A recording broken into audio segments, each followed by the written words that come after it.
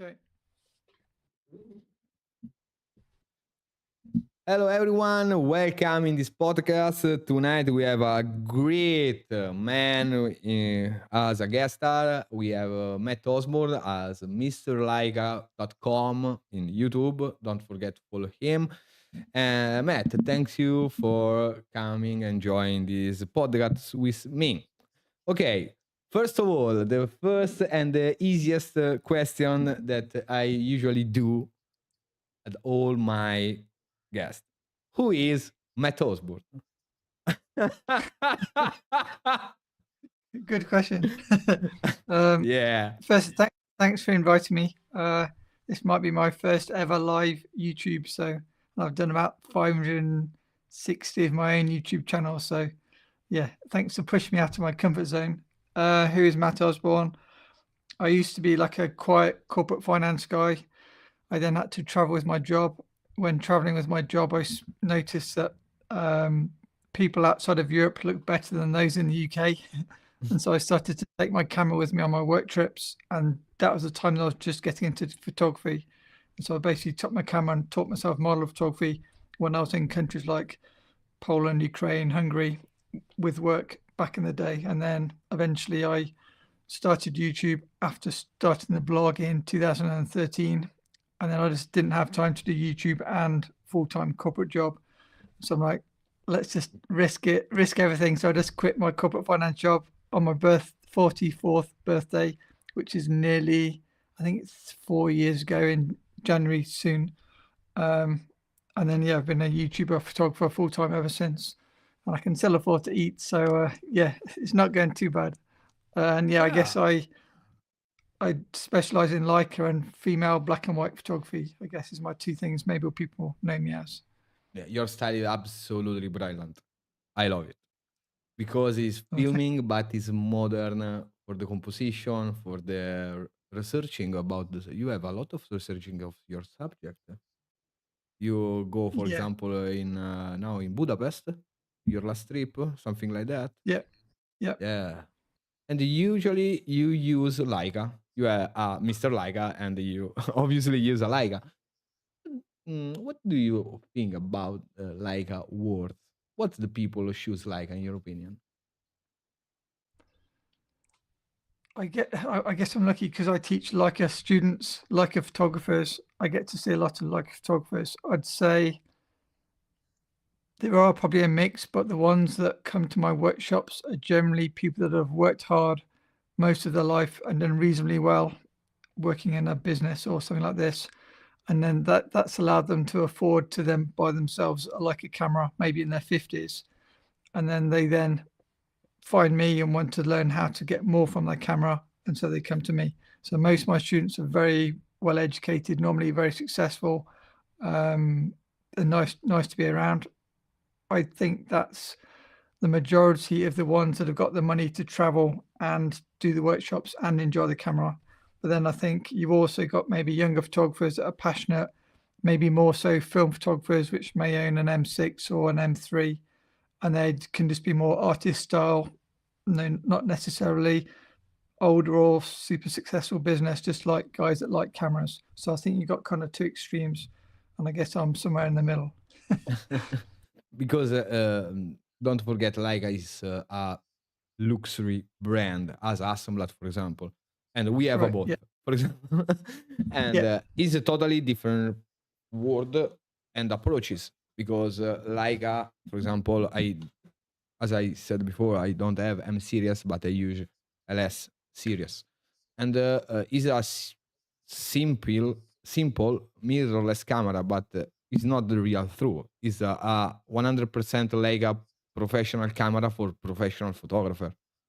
Leica said this when the came out with this series, and in my opinion, is totally different because the feeling, the sensor, the quality of the file is different. It's really different, and I think the M series is the real Leica experience, and Correct. people Yeah. want this.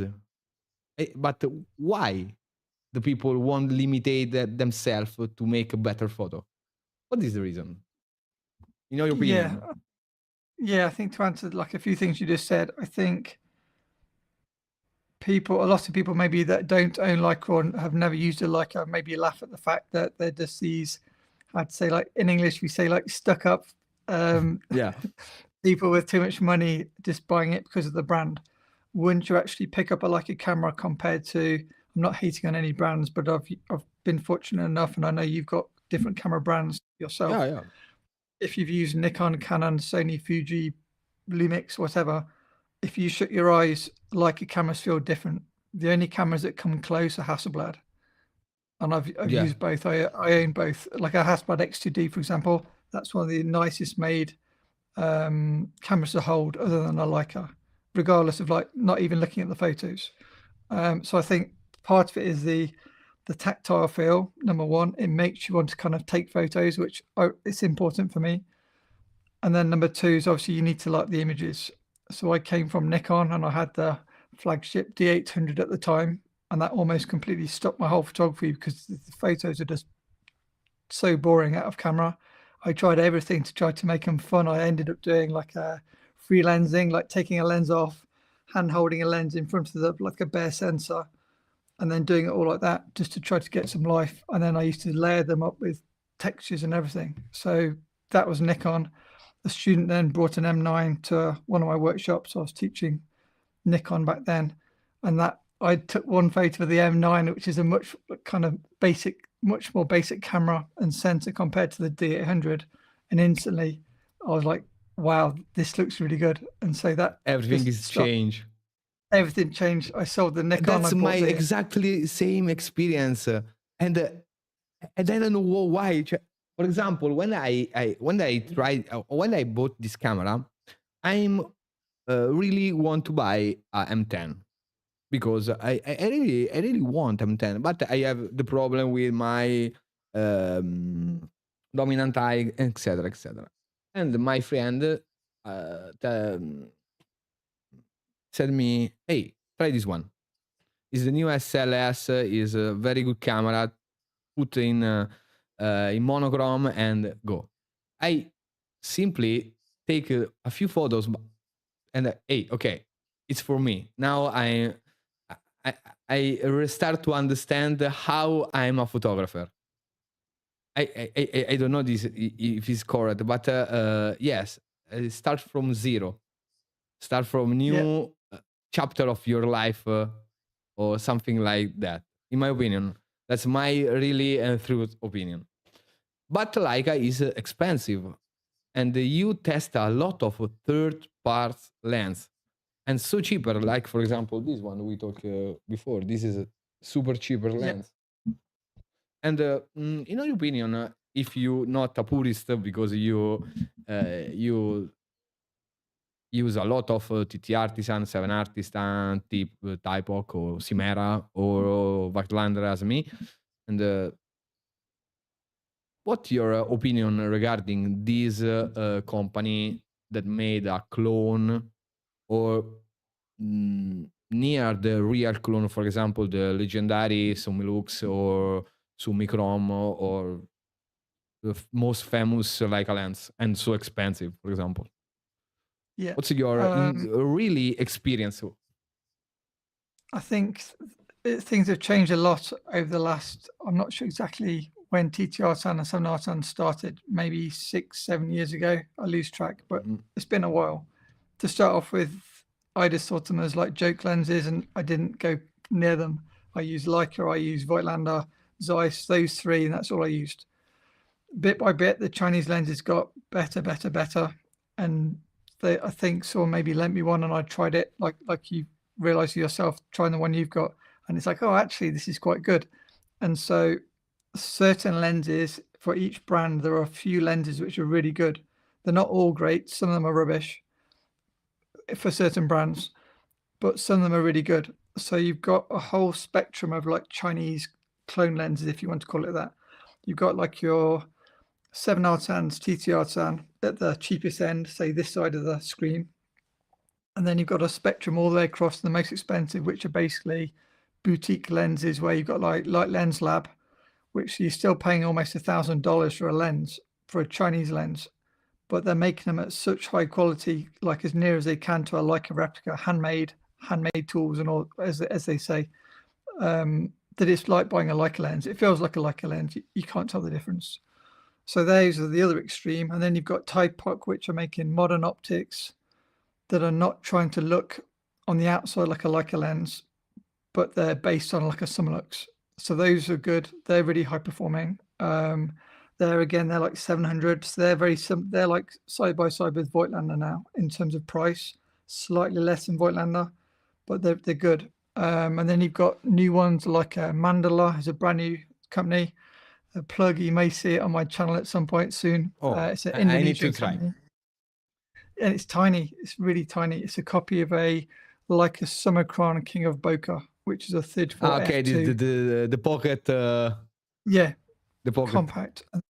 You've also got Fun Leader. They've got a brand, like a side branch called Artist Lab. They've got a couple of good lenses. So there's a few, if you know where to look, there's a few really good ones coming out. There are another company, Light Labs, something like that. Light Lens Lab. Light Lens produce a 35 1.4 as the Summilux clone, and I really never tried, but they're excellent. The manufacturer is good. Correct. Yeah, the latest one that they're doing this year, or they've just announced, is almost ready, is the 35 Summilux AA, which is a double spherical, which is one of the highest performing Leica Summilux lenses. So they tried to pick the best that Leica made, normally discontinued, and then remake it. So like you've got the 1966, which is like a Noctilux remake. You've got your 35 f2, which is a version 1 Summicron remake. The first Summicron's called an 8 element. That was the highest performing one. So I'm quite technical. Pre-spherical. So yeah, they pick the best of the best from Leica and remake them. Yeah, that's a good strategy for put your lens in the strange world of lenses market. It's there are good a lot if you of like company now. Yeah, there's a lot of companies. A lot of them are trying to copy. It's interesting. A lot of companies now are trying to replicate the vintage Leica lenses. So they're not trying to copy new lenses. They're trying to copy the pre-spherical ones. Yeah, the pre-spherical. Yes, they want the pre-spherical. More distortion, more less contrast, in my opinion. Yeah, a little less bit. contrast, softer edges, all that kind of thing. Like the opposite of your Lumix, Sigma, Leica SL lenses, which were all super high performing. Probably like Sony lenses. I don't really know other brands, but I know a lot of brands, they just go for maximum performance. An easy way to think of it is if you've got round bokeh, corner to corner, perfect spherical circles, then that's a perfectly corrected lens. Where if you look at yeah, right, exactly. Especially for portraits. Yeah. Where the Chinese companies are copying old lenses, so you get like the misshaped bokeh, which is much nicer. Back then too. Back then they have a lot of vignetting, but that's super cool. Yeah, 1.2 is super vignetted. Yeah, I absolutely love, because it's so round, so smooth, not distracting. For portrait is absolutely fantastic. And I'm, for example, regarding super high performance lens, I try in this camera the 14mm by Sigma 1.4. Is a super sharp and super performed, super fast out of focus, but it's boring. Yeah, I lost all. I don't know. I lost something. It's more like an iPhone.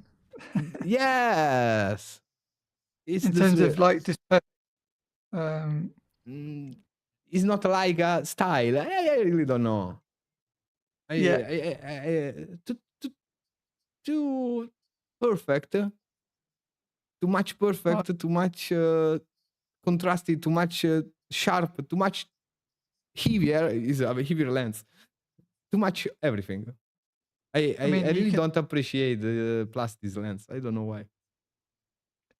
Before we went live, you said that my work had a style and it looked like, I don't know, Leica photos. What is it that you see in my photos which make it look, I don't know, different or less modern? And then maybe I can work out or tell you what I'm doing that does that.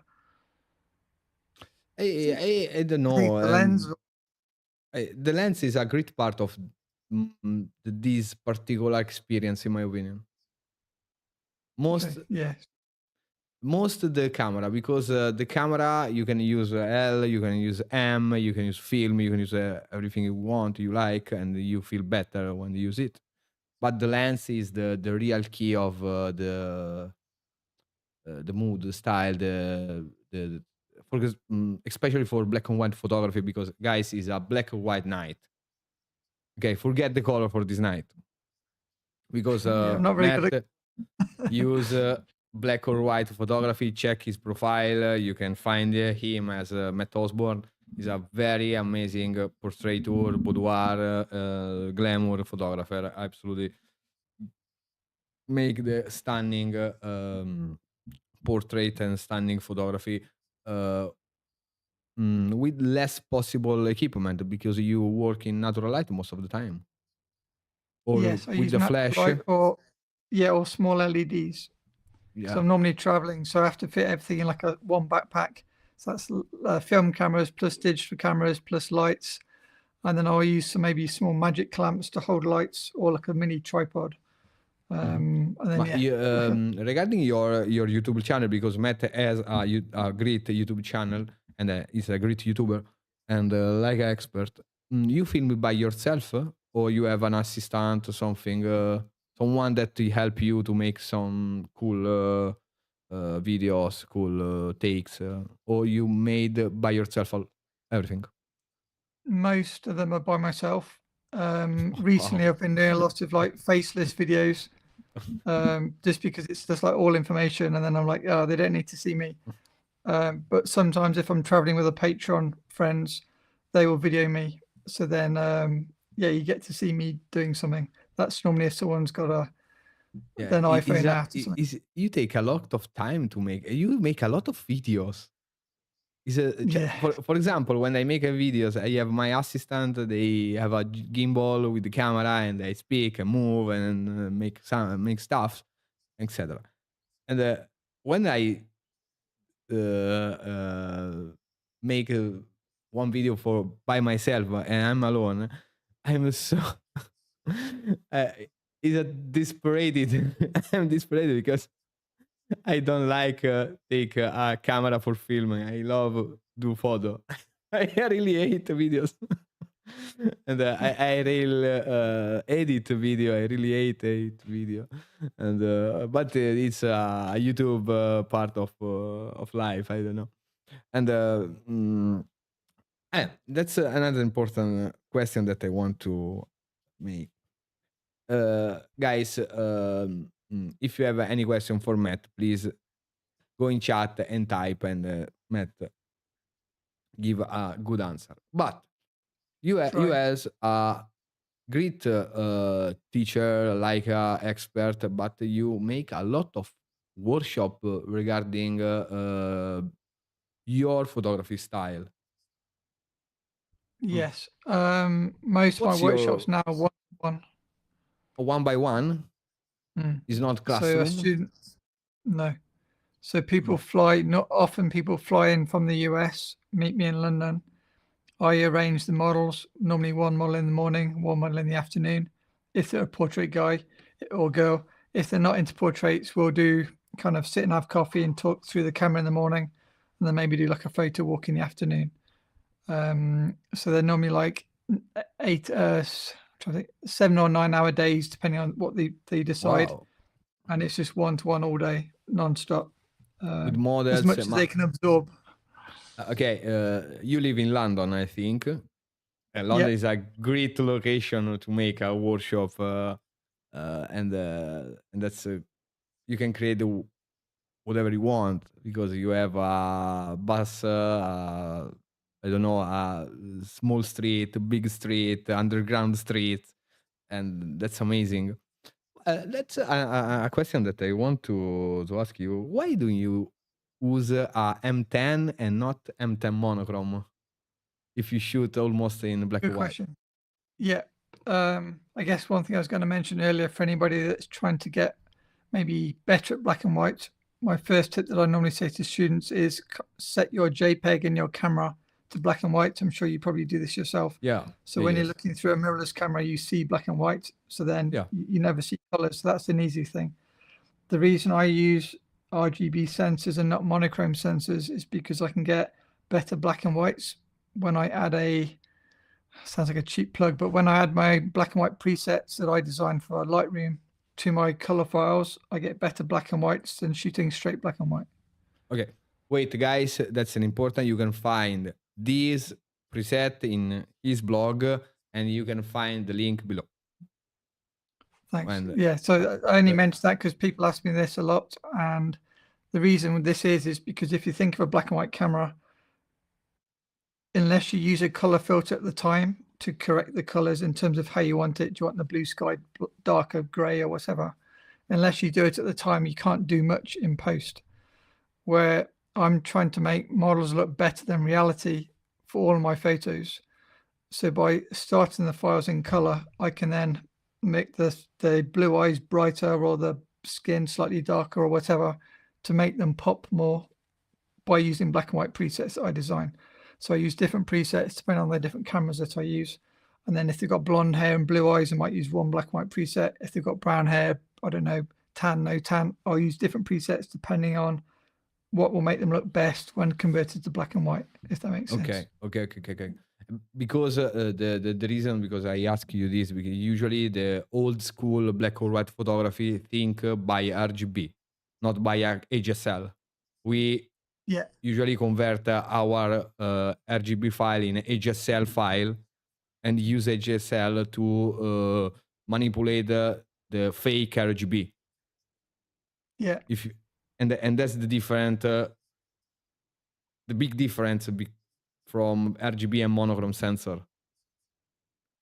Yeah, it's a fair point. I mean, I'm not particularly technical. I just by eye, I move the sliders in Lightroom to edit one photo, as I say a blonde person with light skin, and then I'll save it.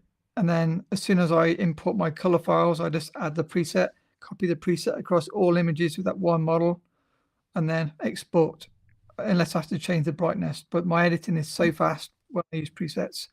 If you just gave me a color photo and said open it in Photoshop and edit it into black and white, it won't look very good because I can't do it from scratch. It's not the same. Yeah, me too. There's too many options, you know.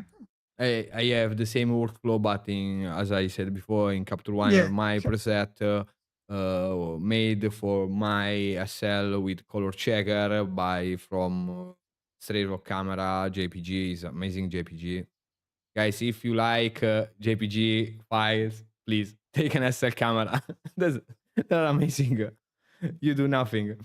And but you have a more information with DNG files and you can manipulate a little bit more. You can recover a lot of shadows. Thinking about the Leica words, this camera need to be not burn the highlights. For my experience, you need to underexpose a lot. But it's normal. It's normal for Leica sensor. You have more of one camera. More so. Monochrome Leicas are worse than color sensor Leicas. So you'll easily clip your highlights on a monochrome anything like a camera. The older the monochrome, the worse. So like an M9 monochrome, for example, it's got very limited dynamic range. So it's really easy to clip your highlights and your shadows. The newer ones, you can still clip your highlights, but you should be able to retain your shadows. So most people recommend slightly underexposing in camera.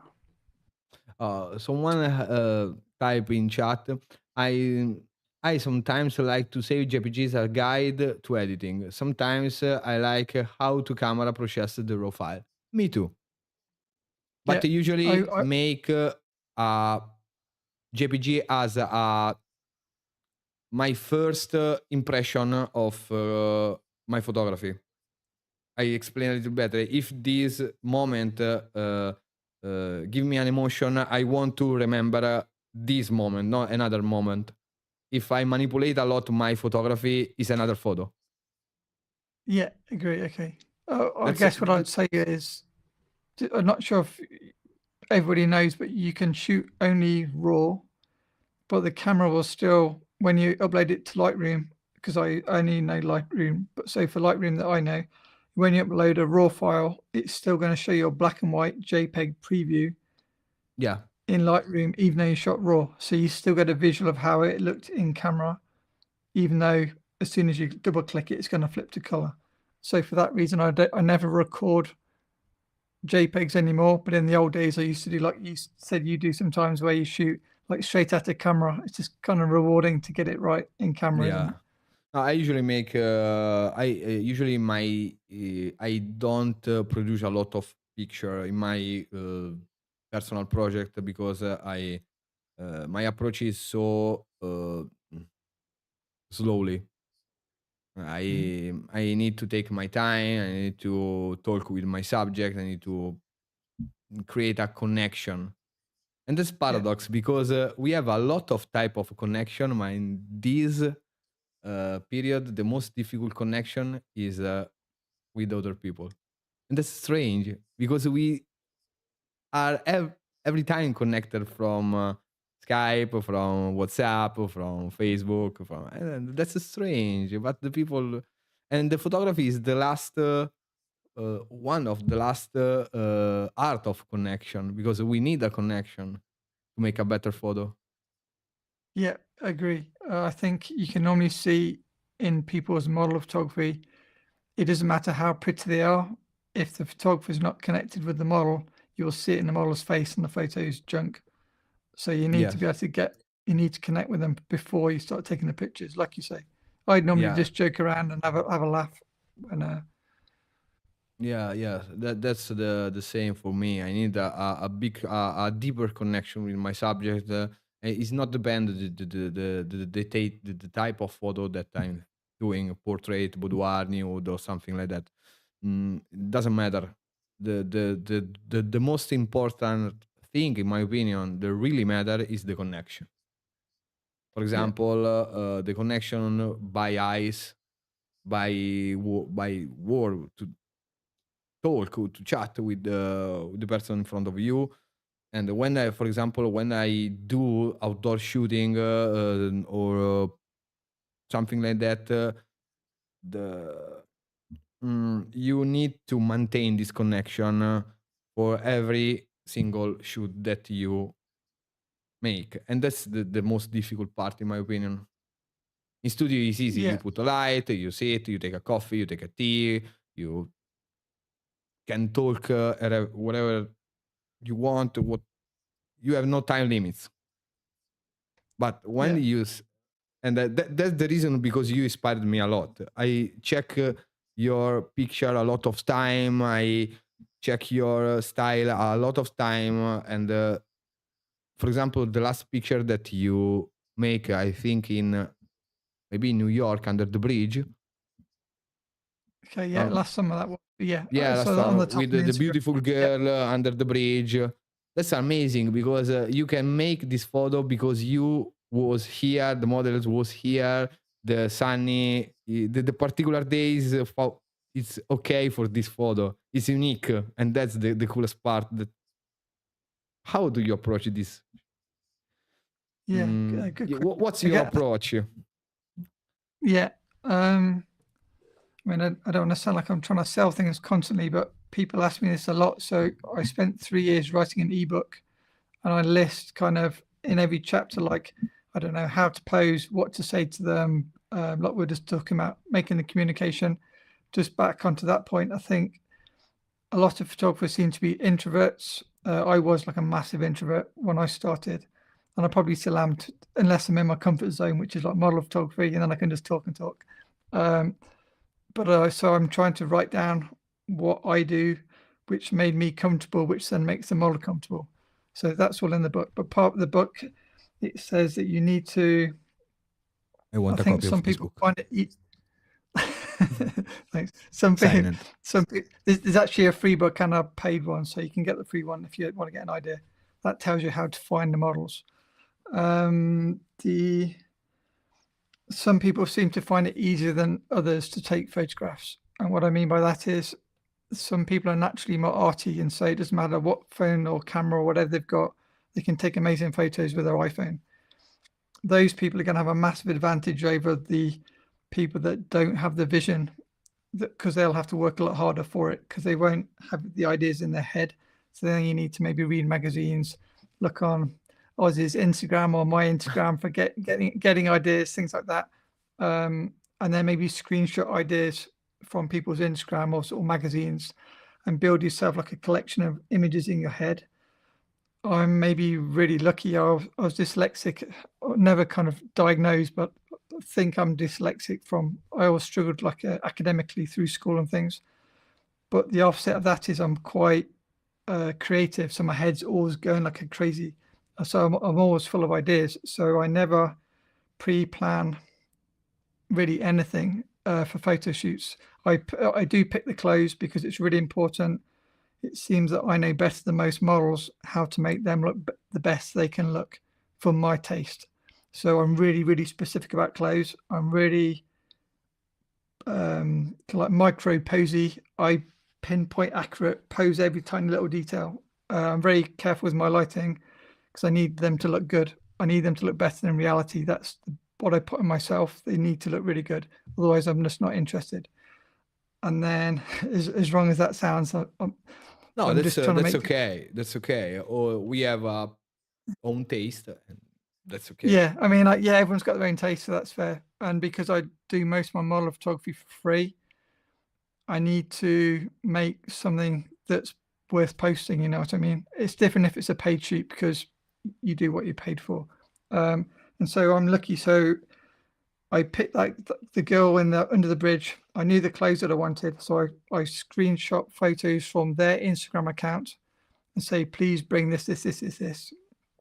And then I had a rough idea from being in New York teaching a few times before where we could go for locations. That was actually a workshop. That photo was me teaching on a workshop. And so we then took the model to that location, and then I picked the clothes that would suit that background the best. And then I was shooting like you. We shoot film and digital. So I was shooting a Mamiya 645, I think Nikon FM3A, and digital great Leica. camera. Great and then camera. I was shooting the same thing on 3 cameras.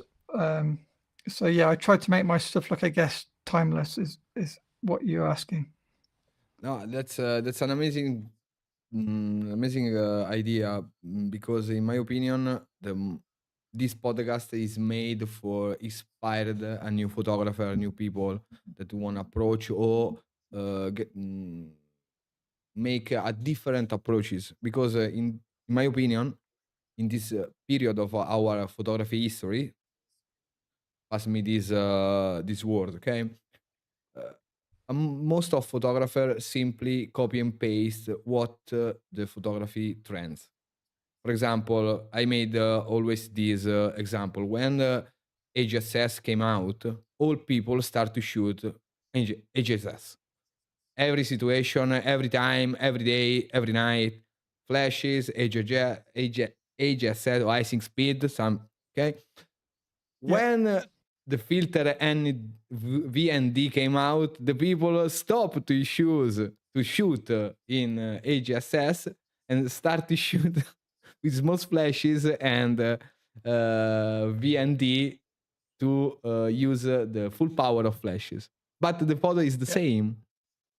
It's the same results. A lot of tutorial, a lot of stuff, a lot of flashes. Godox came out with 1, 2, 3, 4 family, 100, 200, 300, 400, a lot of flashes. Yeah. But I realized in my career, one light is okay, and if it's natural, is better. Because nothing is compared by original, and the natural light is the original light, in my opinion. I work for most of the time with flashes and the LED light like this one. That's an amazing light. But if I can, I prefer use the light, the natural light that I find. I think camera. Flash has a more fashion look. So I think crispy. It has a place. It can look more like magazine looking photos, like everything pops more with flash. Obviously you got more colors with flash, more contrast with flash. But at the same time, maybe like yourself, I'm trying to make things look real. So by flashlighting them, they don't necessarily look like naturally lit unless you obviously use careful. You can still make flash look natural, obviously, with mods and whatnot. But I went from being really into flash, and I still use flash sometimes, to more LED, because LED I can balance with daylight easier or available light. And then also it's easier for using vintage cameras that haven't got sync ports and things, because a lot of the old cameras, it's more difficult to use flash. So it's kind of a win-win to use continuous.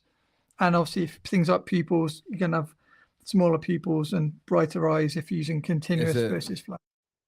With the flash, they start to blinking the eyes after some shoot. Or the pupils go big because it's going to be a dark room and then flash, dark room, flash. They don't have time to dilate, go small. Yeah, yes, it's true. But I prefer LED because obviously I represent a brand and I need to use this brand. But I really appreciate the real-time action. You can shape in the real time your light. You can shape in the real time the model. You can pose as you like the lights, and I really appreciate with this camera because the impact that you have is the same that you see. What you see, that's up in this camera. Yeah, that's true. And that's the magic of the lights. But photography is magic, guys, because the photography is like a magic. Is the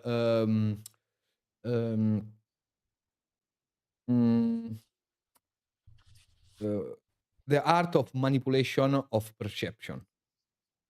We can manipulate the reality with photography, and that's an amazing art, in my opinion, because we can see something and make everything different. But I don't know, and that's a little bit philosophy. Yeah, mental I think it's partly approach. our job to make things look better than real. Otherwise, So what if I can ask you this? This is a personal question, and if you can say or teach some tip or trick to improve the photography of younger photography, what's your first trick that you want to people learn to create a better photo? Assuming they want to shoot portraits, so they're using lighting the same as us. The first tip that I teach my students and say in probably books and on Patreon and things is to use continuous light, not flash. You will learn so much faster because, as you say, what you see is what you get. If you're using very precise lighting with flash, if the model moves just slightly, the light might just miss them, and so you're going to get a lot of wasted photos because you got to check it, take it, check it, take it, check it. So definitely continuous, not flash for new photographers. Is the right way. For me, yeah, that's what I say. Me too. That's the light is everything. And don't forget, simples doesn't mean easy. Don't forget this. One light this. can still make amazing photos. Yeah, Peter Coulson usually use one light. Yeah. Yeah, in live he said exactly these words. I using just one light and one modifier. And because it's now basically like he using the start. sun. Now he start to use nanolight or nanolux LED. Before he used a flashes for most of the time, but he's changing over. Yeah. He had to wait till the power was more from LEDs. Obviously, the early LEDs are not powerful enough. It depends. For example, nanolight or Amaranth or Godox. And now they're good, but if you think 5 years ago, they weren't powerful enough for studios. No. The flash is definitely more powerful. Yes, but still, for if example, you're shooting blue sky outside. Yeah. But now you can choose a low ISO, wide aperture without any problem with LED. Yeah. color rendering is so accurate, and that's the most important thing that you check when you buy a LED. Don't forget, guys, check CRI. CRI must be high as possible, Yeah, because or it's shoot black and white. yeah. Then it doesn't matter. Yeah, what do you think regarding color and black and white composition? Because it's different Black and approach, white different is, language. black and white is much easier than color because you're not distracted by the colors. And everyone says it all the time. It's much easier to make people look better in black and white than it is in color, because you can use it. We all know this, but black and white's more about the textures, about the emotion, about the shape. So I'm very big on kind of using light to shape the models that I work with. Whereas if they had a red dress, or you see the red dress, you don't see the shape, you don't see the expression. So that's why I think black and white's easier for sure for me. Yes, me too. What do you Is a different think? language. Is like a taste. If you are hungry, you want to eat something, fish or meat, and black, white, and colors is the same. Now I want to work in color. For my works, I usually work in color. For most of the time, I work in color. But I Okay. start as a photographer, as a black or white photographer when I was young, and very, very young, kids. And black and white photography missed me too much, and I restart to take some old school style of photography. I really love old school. It's I not, will say that good color is better than black and white. If you get the yeah, colors, because you can use the temperature of color changes the mood of a photograph, as you know. So like a warm light behind the window in a forest makes it feel inviting and blah blah blah. Against a cold dark makes it feel, you know how it is. So you can't do that with black and white as easily. yeah, but you can do other stuff in black and white. You can create a different type of emotion, a different type. It's not for all type of photography genre, but for example, for portrait is great. Black or white Yeah, photography for portrait. For poor photography is great. For magazine, for example, a lot of people shoot in black or white for professional works.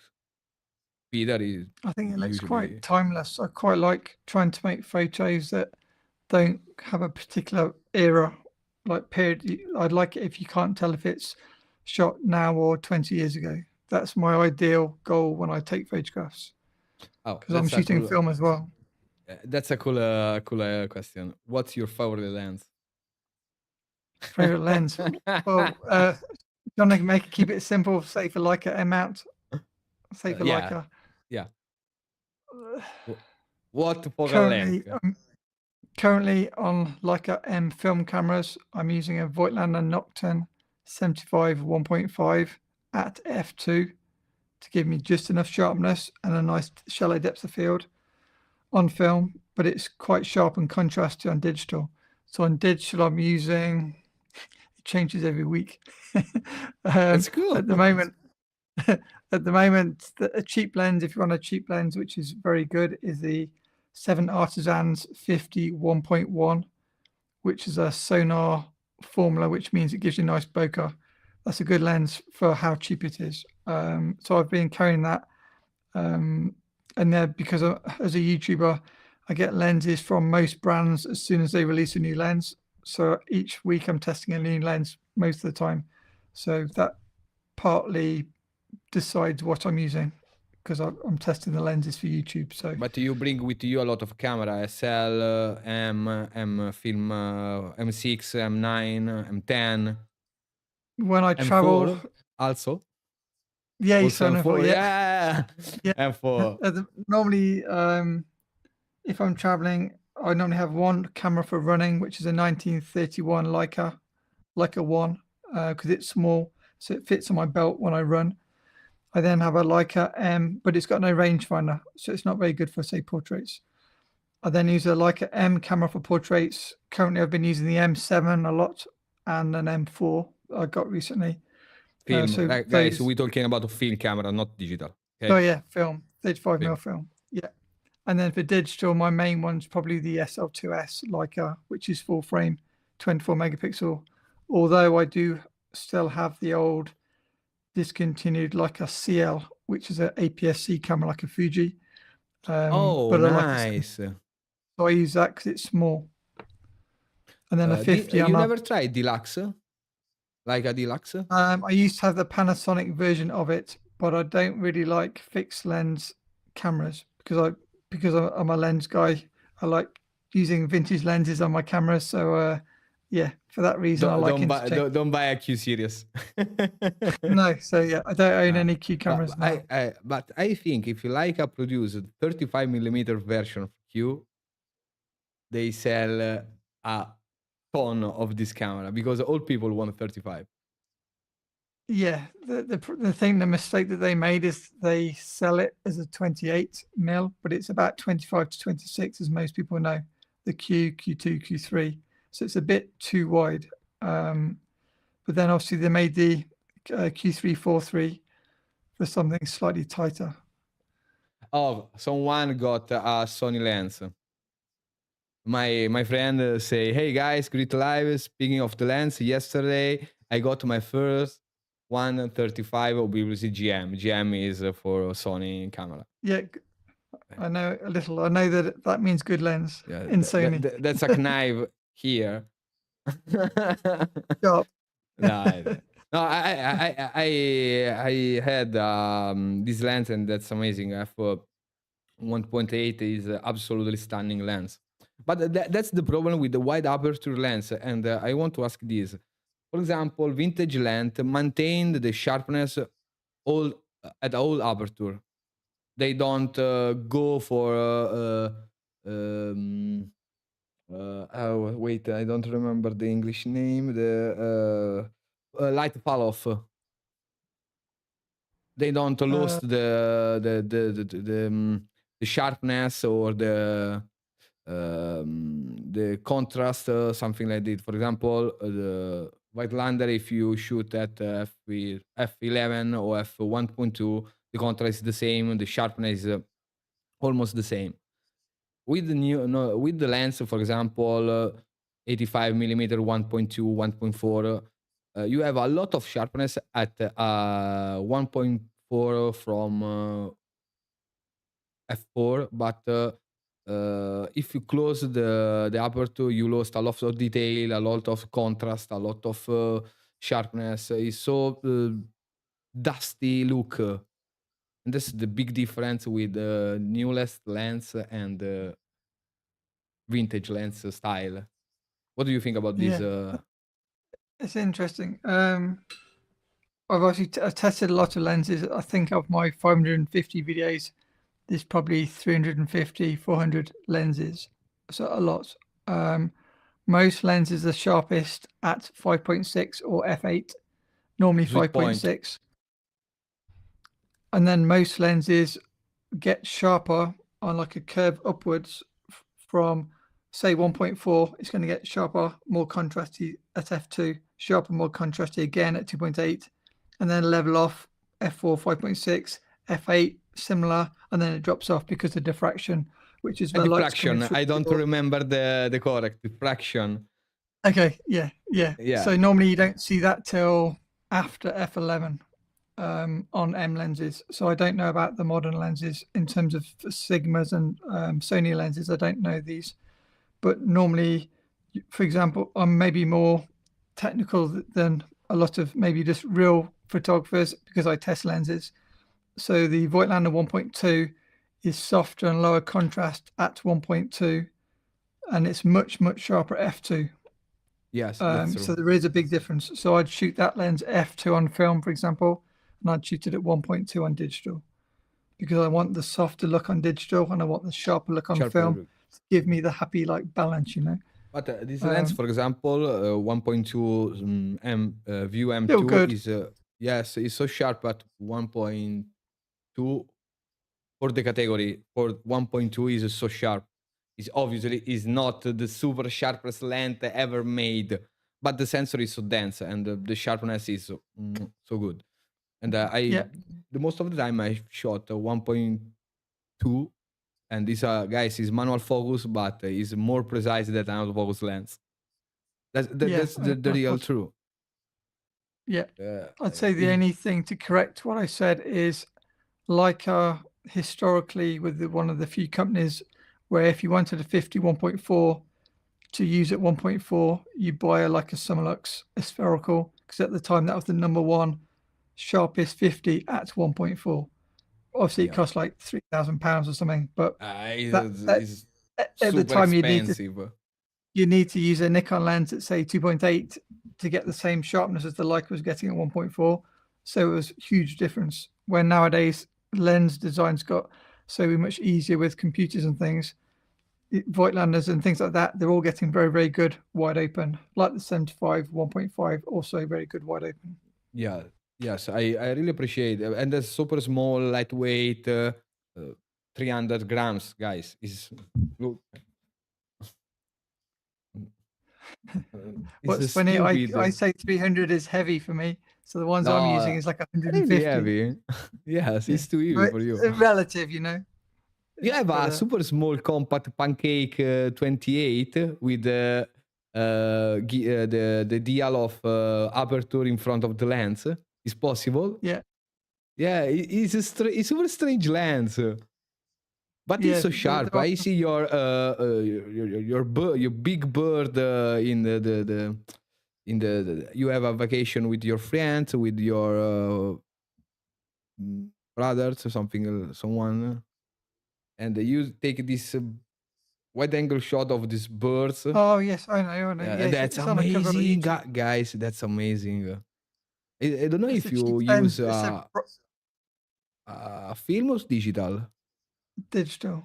Digital. That's a Leica M10P with a Brighting Star 28 2.8 pancake lens, which is a cheap Brighton Chinese Star. lens. Yeah, but Yeah, it's so sharp. It's amazing. tiny. Yeah. Yes, it's It's decent. it's lightweight. It's a pocket camera. I think Like it's worth mentioning.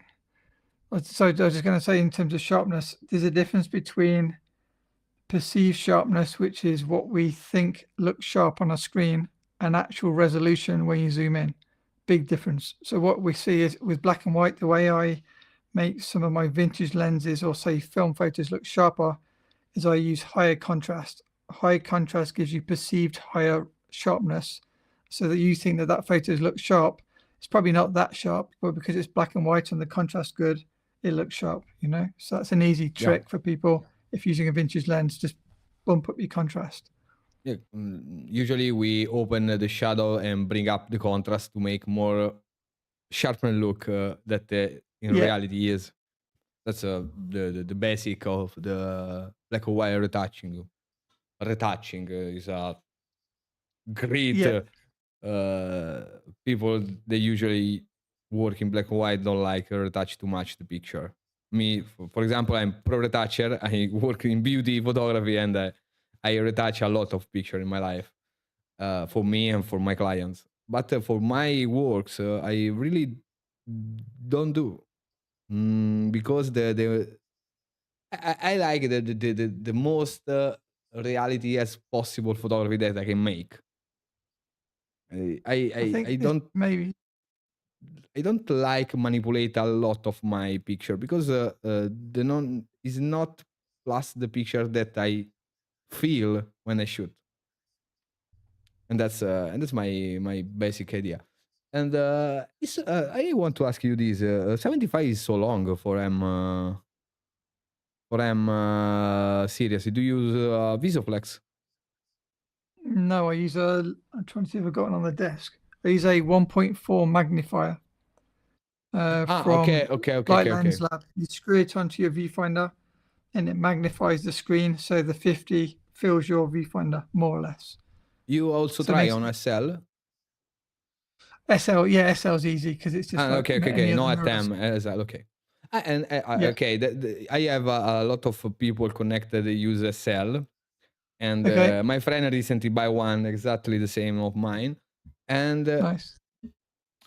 talking about Leica adapters, because it's a huge word. Okay. Some good and well-made adapter, in your opinion? If you're You have a lot of using, adapters. if you guys are using like a L mount, whether it's SLs like me and Oz are using, or it's a Lumix S1, S5, whatever, they're all L mount. The best kind of hack that people seem to overlook is there's one adapter which is a helicoid adapter, so you can close focus every lens on your SL2S or whatever camera that you use, as long as it's L mount. So M to L, so using your M lenses on an SL camera. You need to get the Light Lens Lab close focus M to L helicoid adapter. There's links on my blog and stuff, or you can find them, just Google it. And it's one of the few adapters which is a helicoid. There is another one, 7R make one, but the problem with that is I've got it and it doesn't give you infinity focus because of the depth. It's not quite right, so you don't get infinity, which is not an issue for portraits, but it's annoying if you're trying to take sharp photos now and again and you want to do like a landscape. So helicoid adapters are better than fixed adapters. I own many adapters because I'm always testing. So I've got the Leica one, Leica branded one, the expensive one. It's just expensive. Yeah, it's all there was when I started. So there's only one option before. Nova Flex adapters are very good. Again, still a bit. I have Nova Flex. Yeah, okay, they're good. Typoc have just released a new one. It's a bit like some of the video adapter lenses, cine lens adapters. So you twist like the levers on the side. It's in tonight's video if you want to see it, that I posted. And then you can get Chinese ones as well. So I'd say not fixed adapters. The only advantage with the Leica one, and I think the Nova Flex, is if you code your lens, your EXIF data will travel from your lens to your camera body, so you see it in Lightroom. Whereas other adapters don't do that. But it's only if you're using the same lens, it doesn't matter. Yeah, I have 2 lenses, man. I use usually 2 or 3 lenses, not more. I've got about 100, so I have to write it down. Nova Flex is well made, is a very good adapter, and the price is normal. Now I'm testing, just for testing. I bought this one is URT with the age. Yeah, you see those on Amazon. Yeah, it's like it's good. Yeah, that's fine. Working. Yeah. Now the adapter are so easy to find, and close focus I'm so interested to try, because I want to try a very close-up portrait with a 1.2, and I think that's a cool. You can find a good composition, a very interesting shallow depth of field if you want to go and near your subject. And if your viewers know Leica, the biggest limitation with Leica M lenses is their rangefinder lenses. So they're normally limited to 0.7 meters for most lenses. I know Voigtlanders go closer. Many go to 0.5. Typocs go to 0.45, some of them. But historically, vintage Leica lenses go to 1 meter. So that's a real pain. If you're trying to use a 35mm vintage lens on an SL, 1 meter is no way close enough for portraits on a 35, you know. So by using a close adapter, suddenly you can get close enough and it works. Like a Noctilux is 1 meter. Guys, it's an helicoidal adapter. We have no lens through the adapter. You don't lose any sharpness, any details, nothing. It's a simply mechanic helicoid. You can do you want me to get it to show you? Yeah, you put your sensor near the lens, or in this case, the lens near your sensor. The distance is so a little bit closer, and you can, for example, you can try with Typoc 35. Typoc has smallest minimal focus distance. Correct. Typoc Samaras go to 0.4, 0.45, depending on the lens. Yeah. Think of it like macro tubes. So it doesn't get closer from your sensor, it gets further away. So if there's your camera and here's your lens normally attached to the camera, helicoids allow your lens to come away from the sensor, which increases your magnification. So all it's going to do is move your lens to like here, because they're not very big, they're only quite small, but it's just enough to go from say 0.7 meters down to say 0.5 meters, for example. But if you're taking a photo of a cup of coffee, like you're with 1.2 lens, suddenly your coffee looks amazing because Yeah. you can get that shallow depth of field, you know? All photos take a 1.2 are amazing because are 1.2. That's I want to ask you this for a long time. You never try the Noctilux 0.95. How we say the 0.95? Yeah, correct. Yeah, so the old Noctilux are f1 lenses. Well, there's an old 1.2, then there's an f1, which is what I own. And then they made the 0.95. One of my students bought a 0.95 to a workshop 10 years ago, and I tested it, and it just looks like a Summilux 51.4 spherical. The rendering, it's sharp and it's shallow, but that's it. So it's like using a Voigtlander Nocturne 50 f1, sharp and shallow, nothing else. Where the old Noctilux 50 f1 has got all the swill going on. It's got really heavy vignetting. It's a totally different lens. It's a Mandela lens, so it's a different optical designer from Leica, and it's totally different. And then Light Lens Lab made a remake of the original Noctilux 1.2 called a 1966. That's good. That's got lots of more character, you know. It's a characteristic shape and characteristic bokeh, this lens. Yeah. Yeah. But it's for collection, not for normal use. It's so expensive. Yeah, I don't know what your viewers normally spend on lenses, but yeah, lenses are not cheap, and it's more than $1,000. Yeah, yes, more. Probably closer to $2,000, that one. Yes. If a collection made for collection, for example, special edition, something like that, like to make, for example, drifted, M10 drifted by Lenny Kravitz, this Yeah. or for another famous person, VIP or something like that. And We'll just give you the right numbers. The Leica version is like 12,000. The Light Lens Lab's 2,000. Wow. So the Leica ones are more than $10,000. Wow. That's yeah. So the Leica prices are totally too much for normal people, but for professional use is absolutely useless. Yeah, I mean, I've never bought a new Leica lens or a new Leica camera. I wait normally 4 years on the digital cameras. Prices come down. You can pick up like an SL original now for under £1,000. Amazing camera. You pick up first model SL? I already got one, but I had it from when it was £2,000, but I got it like 6 years after it was released or whatever. Like I waited a long time because the prices come down and the cameras just last forever. So, guys, now is a good time to buy a SL2 because the price is going down. That's a good moment to buy one. SL2s you can probably find for £2,000 UK pounds, probably a bit more in euros, and that's a 47 megapixel camera. And then you've got SL Original, which is probably £1,000. That's 24 megapixels. Very similar to what me and Oz use in terms of the SL2S is also 24 megapixels. The only difference is the original SL has got no IBIS and a bit worse autofocus, a bit worse video. But if you're only taking photos, it's more than good enough. And the difference, the card reader, for example, S2S use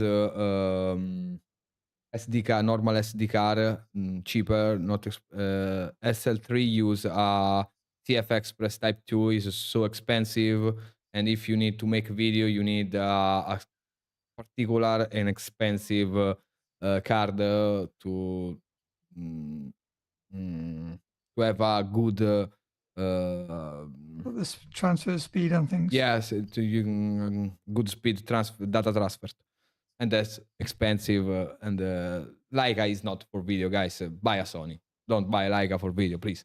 Buy or Lumix. Lumix. Sorry, Lumix. And yeah, I mean Sony's good as well. Yeah, good. But older cameras have got twin SD. But that is strange because all cameras are good for video, but paradox, there are not a good camera for photography only. If you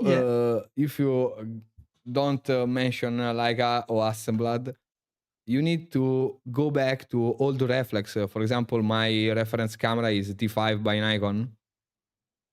I use it for a lot of time, and I fall in love for this camera because it's heavier, is solid, is water sealed, is the flash system is super accurate, and it's simple. Yeah. Autofocus is precise, faster. I use for most of my career 25-70 millimeter zoom classic, not Yeah. without stabilization, because I don't like stabilization in my image. But like for photography is superior. That's the truth. For the color Especially rendering, color, I don't know. for JPEG, especially if you put a Lumix, if you put like R lenses or M lenses on a Lumix, and then add, as I do it, if I use my Leica lenses on my Lumix S5, and then add a Mr. Leica black and white preset, I can get as good black and white images from a Lumix as I can from a Leica SL with Leica glass. Really? Wow. With raw, edited raw, not JPEG. JPEG is going to be better from a Leica. Leica JPEG are the best JPEG that I never see, in my opinion. I also have Fuji cameras, for example, X Pro 3, but it's not the same.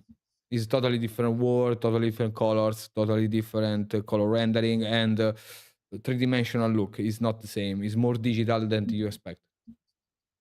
And I think if you most put people agree Hasselblad are the best colors.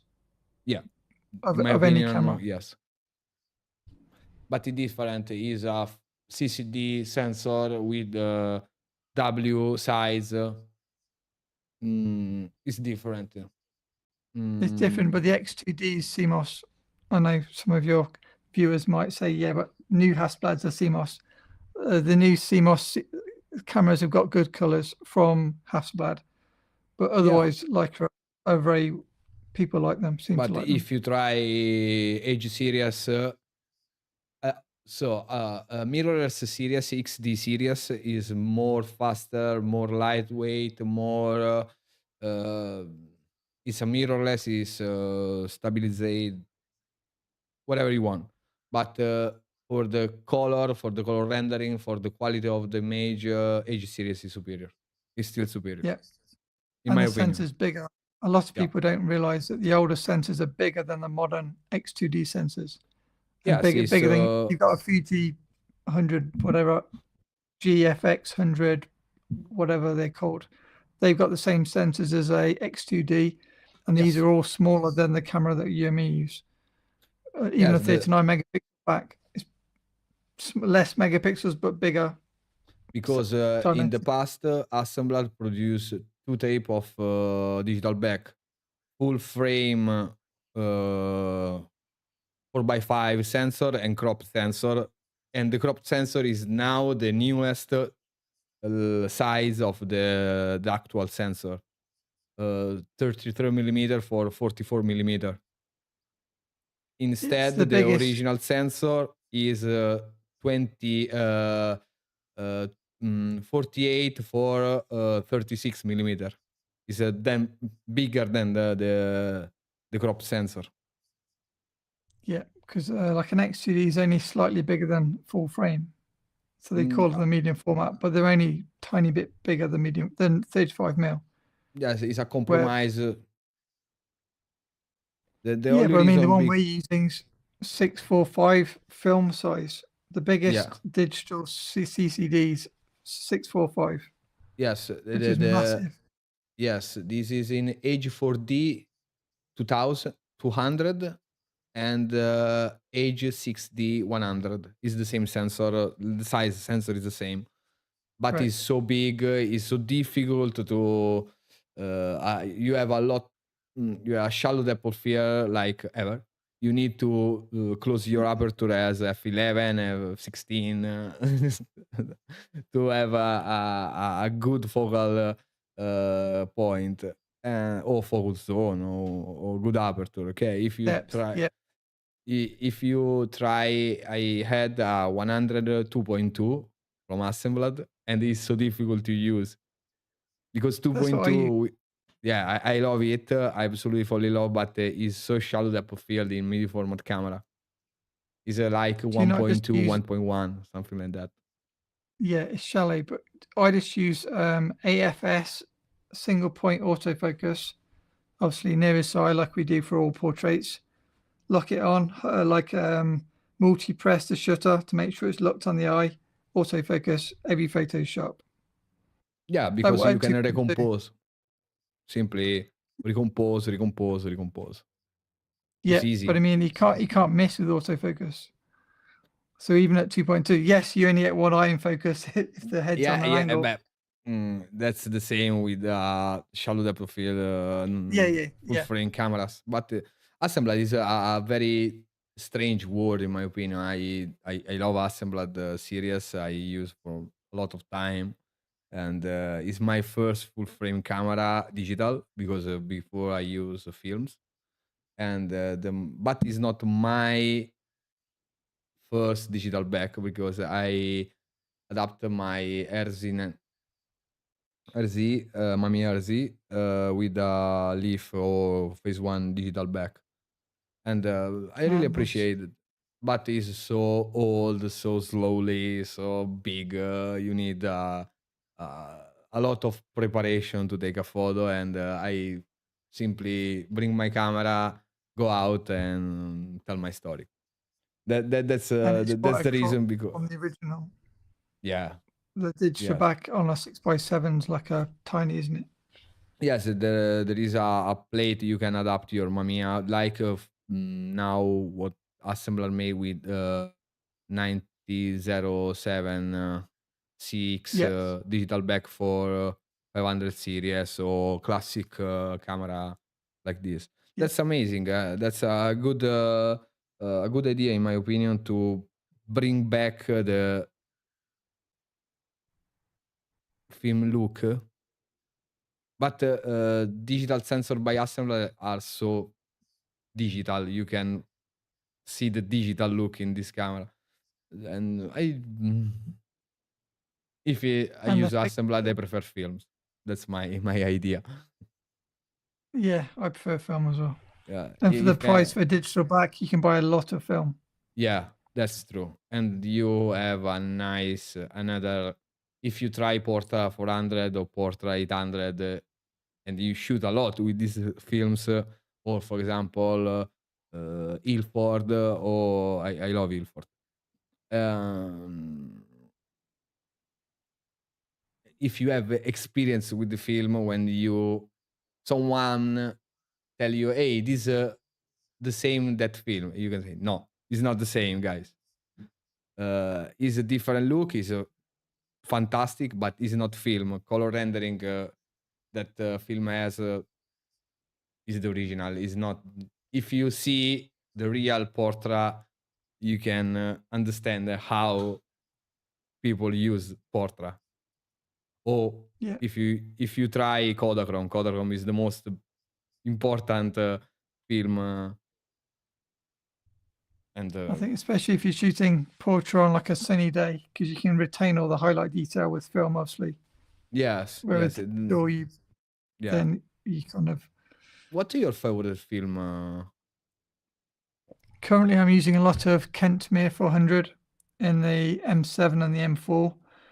It's some people find it a bit flat, but if you shoot it at 800 or 1600, like you push it, like I develop my own film, but you just tell your lab +1 or +2 to push it, you'll get more contrast. So then it looks more like, I don't know, Kodak films, which tend to have a higher contrast, blacker blacks than Ilford films. So like HP5 is a lower contrast compared to say Tri-X 400 or T-Max 400. So it gives it a T-Max bit more pop. 400 is good. It's good, Is yeah, really good. is a I little like bit it. grainy, but it's good. If you underexpose 1 or 2 stop, is also more good because you amount a lot of contrast. And I I really think love it. it's good for 35 mil. I think if you're shooting Hasses or the RZ or whatever, I prefer Tri-X because it just goes to digital because it's a T-grain film. So in big formats, you don't see any grain. But 35mm, it's amazing. Yeah. Yes. I agree. And another question before finish this beautiful live. And if you tell our audience how is the best lens to approach the manual focus lens system? For example, if someone want to buy a SL or M, for example, MP, classic MP now is easy to find. It's a beautiful camera MP. MP film or MP digital? MP digital. MP, okay. There's two. There's an MP film as well. Yeah. MP's a same sense as the M240. Yes, it's the same camera. M262 and MP240. Is a different from the body, but for they remove the red dots and stealth camera MP. That's right. Yeah, okay. It's like anything that's got a P. If you're a new to Leica, if they put the P on the name of the end, it's got no dot and it's more stealthy. So M10P's got no dots, M11P's got no dots, MP's got no dots, and they've got the nice script of Leica on the top, which is I think it looks over quite there, like the vintage. Yeah, like M6, M4. Well, yes and no. Like M4, M2, M3, M6 is different, but that's getting geeky. And but for example, he spent 3,000 euro for the camera, and he want a lens cheaper, good, and the right focal length to start to create portraits portrait and street. I think if you only have one lens on an M camera or SL camera, I think 35mm is better for everything, but it's not great for portraits because if you've got like a big nose like me, when you use like a wide lens and you're in at 0.7 meters, it's going to pull the nose. So I'm videoing this on an iPhone, so which is why it's drawing my face into the screen because I'm only like half a meter away. So 35mm is not great for portraits unless you kind of get clever with your angles or you're shooting half body or full body, then it's totally fine. So environmental portraits is fine, but not tight headshots like I shoot a lot, kind of half body, you know. If you're shooting portraits, I'd go 50, but 50 can be a bit long for walking around, you know. And what kind of lens I would pick an f2, not a 1.4, because f2 lenses are generally smaller and lighter than a 1.4, which means you're more likely to carry it, which means you're going to take more photos. And especially for example, Chimera or Voigtlander or 7 Artist are not original, but their part. What's your favorite in your opinion to start? I like Chimeras, but the Chimera lenses are quite big. They're not they're smaller than your Nocturne 1.2, but they're about the same size actually. So if you're happy with the size of Osea's 1.250, yes, it's perfect. My SL for M, in my opinion, is a little bigger. Right, exactly. Yeah. So if you're buying an MP, then I'd go smaller. So then I'd get something like either a Typoc Eureka 50 f2 collapsible, nice lens, looks vintage. It's a Summicron inspired lens, so it'll give you a look similar to like a Summicron, and you can get a light version or a heavy version. So you take your pick. Only available in silver. Or there's not many 50 f2s. There's a 2.2 Voigtlander Nocturne. I think it's a Nocturne. 1.5 or something like that. Scopar 2.2 Scopar Voigtlander. Or you can get 1.5 Nocturne. 1.5. Yeah, that's small. It's different. Nocturne is the superior version that Scopar. Yeah, Scopar's slower aperture, but not superior. But guys, for portrait, super wide aperture, if you start it's very difficult. I try to explain in my videos how it's difficult. I shoot when I make some street photography. I usually shoot 35 or 50, and I usually use 1.2, 1.4, 2.8 and shoot from the hips is so difficult. But a lot From the of hip. people want to improve this technique, and I say try to close your aperture and train your skill by your distance, comfort zone distance to focus, and more and more open your aperture. And Yeah. with MP is more easier, in my opinion, because you simply Yeah. put you There's close a your aperture new and go. there's a new viewfinder that's going around on Instagram. I think it's called Retro Cam or something. And you clip it onto the top of any camera, and it turns your camera into a top-down viewfinder. So then you can shoot from the hip with no flippy screen, because M cameras don't have flippy screens. So you get one of these cheaper viewfinders. I don't know how much they are, probably $50, maybe less. Clip that onto the top of your Leica MP, and then the wider the lens, the easier it is for shooting from the hip. So 35 is a lot easier than 50, 28 is easier than 35, 21 is easier than, you can't really miss the 21. And then It's obviously so wide, 21. It's wide, yeah. You got to be close. So then it's Yeah, more you have a difficult. lot of stuff. Yeah. So maybe 28 is like a happy middle ground Oh, for for example, a Schaller use a 24, 1.4. Yeah. It's a super expensive lens. Yeah, it's a rare lens. 24 is not common. I think it's discontinued from Leica, and the nearest you can get, say, 25mm Zeiss Bygone 2.8 ZM. Good lens, really high contrast, very sharp. If you like 25, I used to use that for weddings because 28 was a bit too tight. It's difficult to use 24 with M lens, with M cameras, because your rangefinder is 28. It's not Yes, 20. so you use the whole window. Yeah, On yes. for 24 or And 25. he shoot 1.4 as always. But remember, the It's a wider the lens, monster. yeah, but you got more depth with a wider lens, so you'll Yeah. still have like a meter in focus, for example. A lot of I find guys in Japan use M10 or M10P, I really don't, or M10R with Weiglander 21. Okay, the Voigtlander 21 is good. Wait, which one? There's a 21 1.4 Nocturne, and there's a 21 3.5 or I think if it's small, 1. it's an It's F4. super small with Okay, chrome F4. ring here, chrome ring. Yeah. The F4 is the old one, 3.5 is the current one that's on being sold.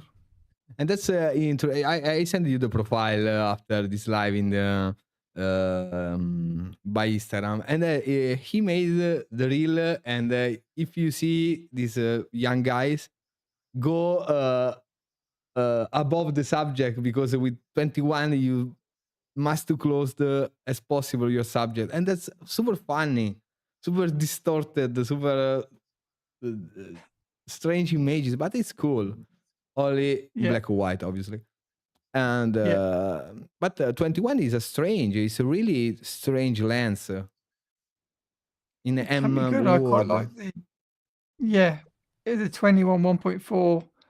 It's either 1.4 or 1.5 Nocturne. They also made Typoc make one as well, like Typoc Samara 21 1.4.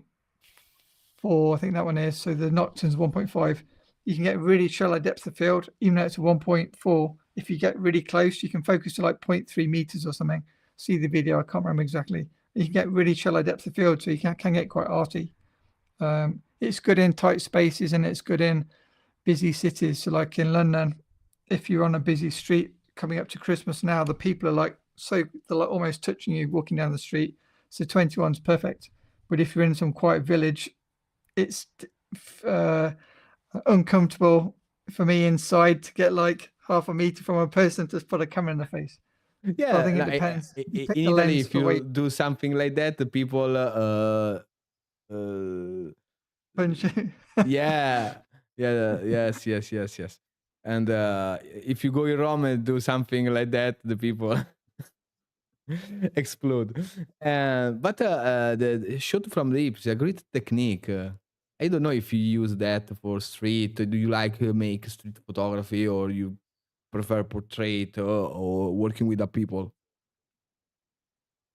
A risk of upsetting you and your viewers, I'd say shooting from the hip is a different style of photography. Obviously, it is physically, but I don't find it as rewarding because it's partly, again, I'm going to get hated for this, but I don't see it as skill. It's a different skill to proper photography.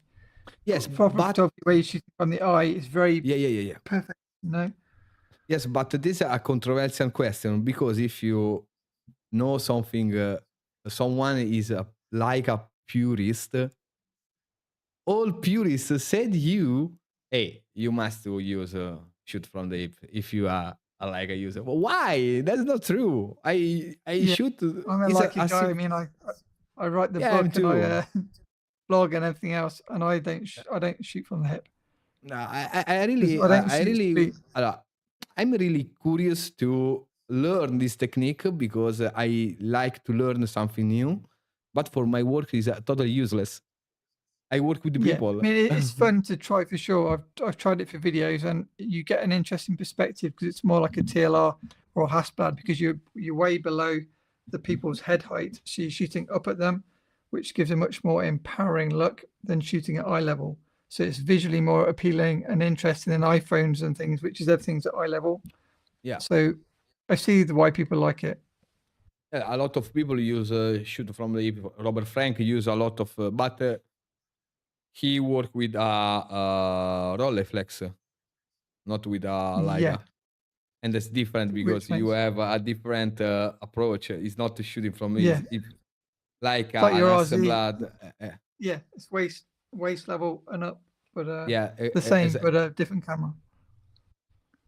But that's more precise because you're focusing exactly. You're not doing it by feel that you're doing it with and modern cameras from the hip. You know.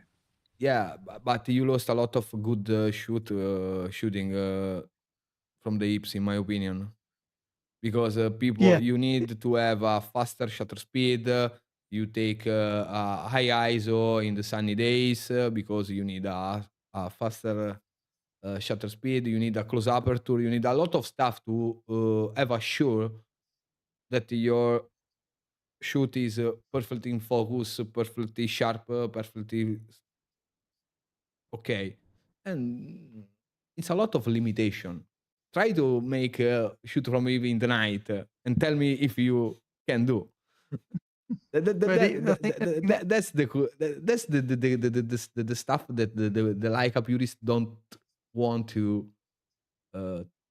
chat because it's yeah, impossible I or think if you it's take one difficult. photo from the hip and it's good, then it's like a more of a skill. But if you have to shoot 100 from the hip to get one good one, it's just a numbers game, and then it's pointless. I Yeah, mean, it might that's be true. fun to get a good one, but it's not a. It doesn't. There's too much luck involved. I want it to be skill, not luck for me. Yeah, it's a good skill, but it's not the only skill that you need to make a great photo. I prefer use I buy it because I can use M series Yeah, because my dominant yeah. eyes is opposite that the rangefinder, and Have you they know. explained this to your viewers? Yeah, yes. They know what I you mean. prefer I prefer this camera. This camera for me is perfect. It's a good balanced. I I have my feeling. I have my viewfinder. I have all that stuff that I need. And that's the coolest part of this camera. And I have also the vintage lens. And that's the coolest Yeah. part of this camera is the lens. It's not the camera. Camera is simply the camera. Do you know why M cameras are more popular for street photography than SL cameras? For size, I think. Because it only covers half of your face, so the person you're photographing can still see you smiling, and it's less scary than having just a massive lens and no face. Like on a Okay. That's new for me. And what do you think about special edition like Safari or camera something like the M6 Safari? It's so beautiful. Yeah, they're beautiful, and like is obviously clever with their marketing. I like some of them. I do like the olive green cameras, but I don't buy them. I wait till cameras are older before I buy them. I do have a lot of cameras, but I don't have a house or a family you or you have, kids or you have a anything. lot of cameras. You have M4, M7, M9, M6. Do you want the honest answer? Two M3s, two M4Ps, M4, M6, M7, M10P, SL, SL2S, CL, and then about 5 of the Leica 3 cameras, and then about 4 Leica R cameras. Wow. So about 20. But it's MA. It's for your collection, for your. The thing with Leica cameras, I don't want to sound annoying to your viewers, but I much rather spend £1,000 on a Leica. You're not going to get a Leica for 1,000, let's be honest. See, I'd rather spend £2,000 on a Leica camera than £4 on a coffee, because I can use my Leica camera for a year and sell it again for £2,000. Yes, that's why. So I'm more than happy to have a pile of cameras, because I can just sell it if I need to buy some food, you know. Well, I don't eat out and I do all these things, because that's wasted money. Yeah, you never waste the money with Leica. This is the truth. This is the real truth. And the lens. If you buy used, if you buy new, you'll lose money to start with, because the price is so high to start with. It's like €8,000, I think, for an M10, M11P. I think it's going to drop to like 4-5K in like 3 years. But if you buy used, if you wait 4 years, you shouldn't lose too much money. Every Leica I've sold will be worth more if I kept it. And now is another good moment to buy a M10, because a lot of amateur photographers sell it to buy MV1. Yeah, right. Yeah. Go on MPB, not sponsored, but yeah, I get some good deals on MPB. Yeah, a lot of people want a fake rangefinder, because it's a fake rangefinder. It's not the original one. No limitation, no parallax error, nothing like that. You can buy simply a cell if you need a. Right. Why? Yeah, I mean, the size of the EV1 is good, but for me, it's like a QM hybrid. Your viewers probably know it's the same sensor as the M11, Q3, SL3. So it's a 60 megapixel Sony sensor. And then you've got a viewfinder that looks similar to a Q3 with an M mount, so you can put your M lenses on. Yeah. So I get it for size, and maybe in 4 years I might get one, but it does the same job as an SL if you don't mind a slightly bigger camera. You can buy a Sony and put a vintage lens on Sony. It's the same, guys. No, it's not the same. The software is not the same, obviously, but you can do that. A lot of people with Sony use Helios, for example, for the vintage style. Use 1144. It's a good lens. Yeah. I think if you can use other brands and get a similar look, but you won't get the same experience from using the camera, because Leicas feel different. Yeah, Leica feels is so different. So I don't know. When my friend asked me to send him some DNG to see the real file, I sent him, and he asked me, "Why do you buy Leica?" Hey, I answered this. Go in a shop, take some photo, and you understand. It's impossible to explain if you don't try like a word. Simply try. You do nothing. Try, see, and you find your answer. I think almost not speaking for everybody, but at the same time speaking for everybody. If you did a blind test of every brand camera all lined up in front of you, I'm pretty sure most people would pick a Leica. Yeah. In terms of holding the camera, you know.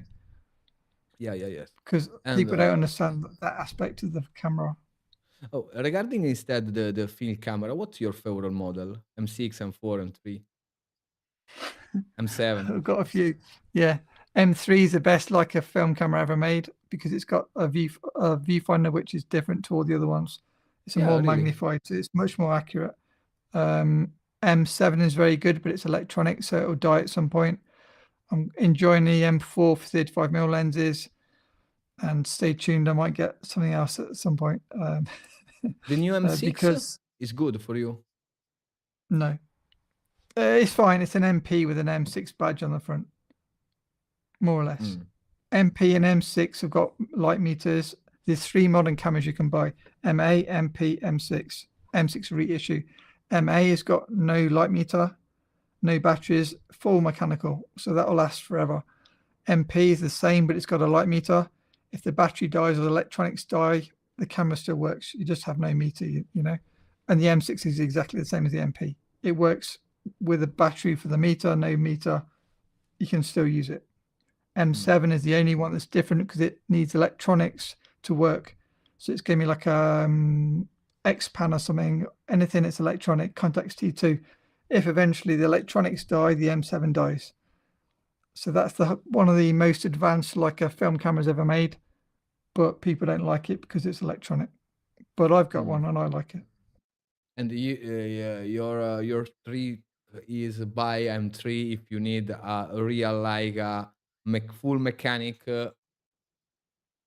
Caveat: if you shoot with 50mm lenses or longer, get an M3.